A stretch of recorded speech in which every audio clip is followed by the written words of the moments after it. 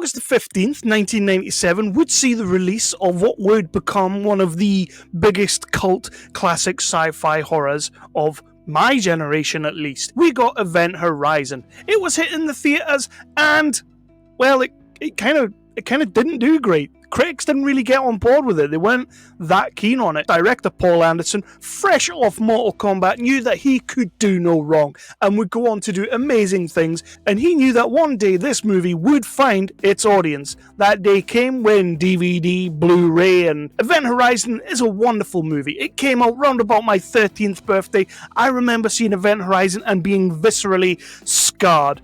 Just mentally scarred. A wonderful Sam Neill performance, an amazing Lawrence Fishburne performance, and just sci-fi on top of horror that I probably shouldn't have been watching at that age, but oh my god, did I not love it. And of course, to celebrate the 25th anniversary of Event Horizon, Paramount have decided to drop a 4K Blu-ray UHD Ultra High Definition Amazing Special Edition Event Horizon Steelbook version, because Steelbooks are where it's at. You've got to have the Steelbook on that shelf.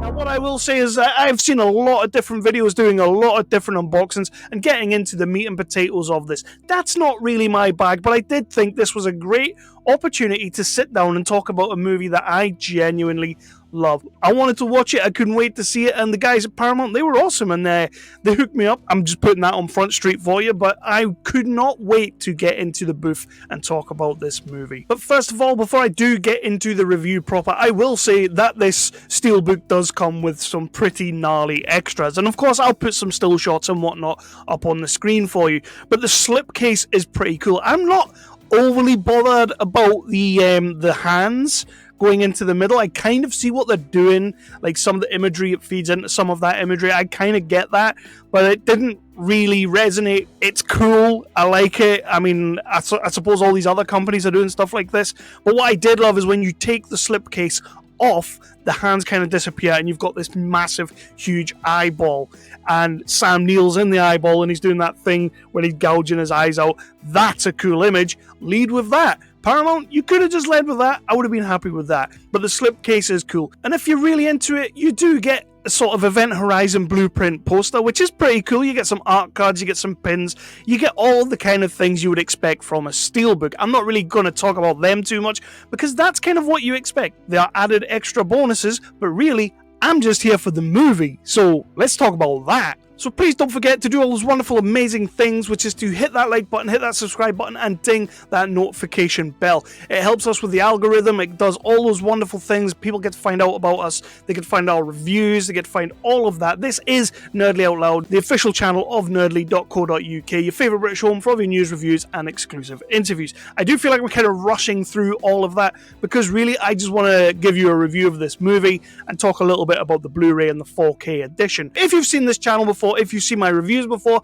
you know how I like to do things. I like to talk about the plot of the movie. I like to talk about the cast and the crew of the movie. I like to talk about what I do and don't like, and then I get into my final Nerdly Out Loud rating. Of course, this movie is 25 years old, so if I do pick up on a couple of little spoilers, sue me. Like, it's 25 years old, dude. You should have seen it by now, and it's awesome. Event Horizon is a movie about a ship that's been built by a Dr. Weir, played by the awesome Sam Neill, looking young as balls in this movie. So Dr. Weir has built this ship, and it's been sent into space, and it's got like this gravitational sort of doorway. It's hard to explain what it is, but it can jump time and space, is theoretically what it can do. We come to find out as the movie is going on that the ship disappeared for 7 years and it is now returned. So we're on a bit of a rescue mission, and we've got Lawrence Fishburne, we've got Jason Isaacs, Sean Pertwee, Kathleen Quinlan, Jolie Richardson, Jack Noseworthy. We have a wonderful cast, and these guys are going to find the Event Horizon. They're going to do a sort of a rescue mission and bring it back. But when they get there, all hell breaks loose, because it's a horror and we need a story, we need a plot, stuff and things need to happen. And that is what happens. Things really start going sideways. There are some horrific visions coming to the guys. Yeah, we find out that the ship maybe didn't just cross time and space and did dimensional travel, it's been places. So let's talk about the cast and crew a little bit. We have got Sam Neill. Sam Neill is absolutely incredible in this movie. This was one of the first kind of movies that I got to see Sam Neill doing something a little bit different. Let's not forget, I didn't see this movie when I was 13. It would have been about a year later, because back in those days, you know, kids, look this up, but back in those days when you got your videos, there was like a year between theatrical and VHS rental release, so it was a little while later that I finally got to see the movie. But when I did, this is Sam Neill, peak Sam Neill for me. Like, he's scary in this movie, he's menacing in this movie, he's loving. I think as Dr. Weir, this is one of Sam Neill's better performances, if you ask me, and especially towards the end, which we'll probably get to a little bit later, but towards the end when he really is let loose, chewing scenery like you wouldn't believe, but also giving his co-star and co-lead enough room to breathe, which is Lawrence Fishburne. And Lawrence Fishburne, again, solid performance. This is kind of Lawrence Fishburne on his come up, you know? And here he is going toe-to-toe with Sam Neill. Our female leads, Kathleen Quinlan as Peters and Jolie Richardson as Stark, both fantastic. Jolie Richardson, again, she is just brilliant in this film, and you could not root for this character any more than you do. That's the thing, you really root for all of these characters. You know that not everybody's getting out of this alive, but you genuinely root for all of them. Two of my favourite Brit actors of all time, we have got Jason Isaacs and Sean Pertwee. I mean, Sean Pertwee, if you've seen Dog Soldiers, you love yourself a bit of Sean Pertwee. I'm a big fan of the man, and he's great in this film. Jason Isaacs as well, playing that sort of... You can kind of see why Jason Isaacs was cast as Malfoy's dad when you watch this movie. You can see what the directors or the creators were thinking at that time, like, this would be a perfect fit. Jack Noseworthy is the baby of our crew. You've seen Jack Noseworthy in stuff and things before. The main thing that comes to mind for me is SFW, that Stephen Dorff movie that I just freaking loved back in the day. And what else was he in? I think he had a small role in Encino Man or California Man, wherever you lived. I believe over here it was called California Man. And Barbed Wire. So like the guy he's been in a ton of things. I've named things from roundabout back then because that's when he was sort of like at his peak, but he has been steadily working over the years, and it's great to see him in this film. So what I did and didn't like, I just love the overall vibe of this movie. It's the thing that took me back when I first watched it, and it was one of the first movies that truly actually put the willies up me. As a child, I believed that stuff, and did I believe that stuff? I don't know if I believed that stuff, but I wanted to believe that stuff. And when the Burning Man comes up behind Lawrence Fishburne, I used to crap my pants every time. I knew it was coming, but I still did. Every single time. The music in this movie, the score, the music is just utterly brilliant. And that was the kind of thing that really struck me as I watched it last night. And this may be a case of the remaster kind of emphasizing the music a little bit. And if it is, happy days. Same with the color grade. You got some beautiful greens, you got some great reds. Like, this film in the dark moments, at its darkest, is gorgeous. But at its most colorful, it's also pretty gorgeous. When you meld the two in there, it's gorgeous. Like, this film looks amazing on Blu-ray and 4K. And I do have something that I would like to mention in a quick hot second about this, because it was something that bothered me back in the day with the, I believe the last Blu-ray release, which came out about 10 years ago. The fact of the matter is, this film still holds up 25 years later, and this movie holds up. Now, what I didn't like, and this also leans into what I did like, on the Blu-ray version, it seems like it's a little bit squished, if you know what I mean. And this was a negative thing that the last Blu-ray had when they released it. It seemed like the screen was a little bit truncated, so everybody kind of had Slender Man faces. Not quite Slender Man, but it always felt a little off with the last Blu-ray release that I had, and it just felt a little bit weird. But fortunately, that has been fixed here.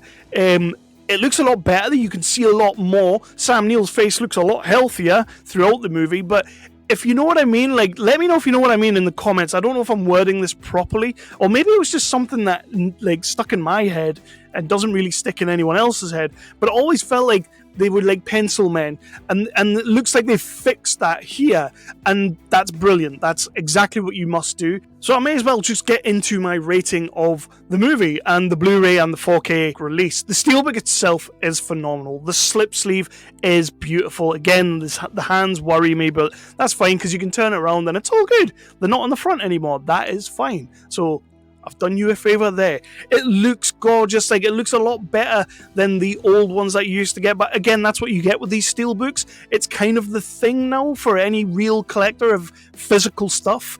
In terms of special features, it is pretty cool because that's the other thing you get with Steelbooks. You're getting the special features back. Remember back in the day when you used to buy a DVD or a Blu-ray and you got like 4 hours of extra footage or alternate takes or deleted scenes or bloopers, and now you just watch it on Netflix, you don't really get any of that. And you get the director's commentary. Paul Anderson gives you some amazing little nuggets. I would recommend listening to this movie with the director's commentary because there are things in there that he wanted to do, didn't quite have the budget to do, so you can get a good idea. And you even get like a couple of little extras. I'm not going to spoil everything that's on the Blu-ray, but you get a couple of extras where it's like storyboarding of certain scenes. And of course, you get a couple of documentaries and a making of Event Horizon kind of deal, which is great. All in all, though, this is totally worth your money. This is a fantastic, fantastic release of this movie. Like I say, it fixes...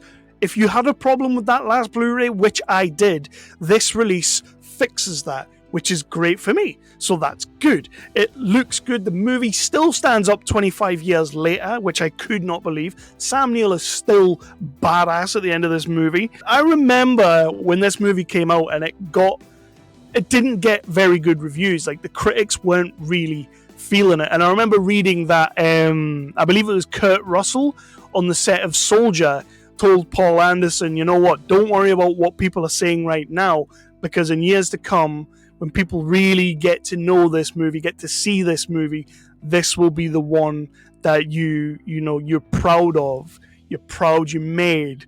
It's everything you wanted to make. And I'm glad he got that perspective back then, because this movie has become a bit of a cultural phenomenon. Like, people do love Event Horizon. That's why when I realized they were bringing this out, it was like, gotta watch it again, remind me of some great times, and it looks great, and it's gonna go nice on the shelf. So yeah, I'm just gonna give this a cheeky little rating. For me, Event Horizon, as much as I love the movie, some of the VFX is a little bit janky in places. I'm not going to hold that against it. It's 25 years old and it still stands up. So I'm going to knock it down to a 4.5 out of 5. It is not quite perfect, but it's as good as it can get for me. Horror, sci-fi, Sam Neill, Lawrence Fishburne. I am a happy, happy man. And when I was doing research for doing this video, it turns out Emily Booth has like an uncredited cameo in this movie. So I am actually going to have to go back and rewatch it. If you know who Emily Booth is, drop it in the comments. I'm pretty sure you all know though. So that's that. Go get it. It's out in the stores, Zavvi, all that good stuff. Get it online. Event Horizon, the Blu-ray and 4K Ultra HD Edition Steelbook with all the bells and whistles you could ever want. Like, comment, subscribe, hit me in the comments below. Let me know what you thought, and we'll continue the conversation.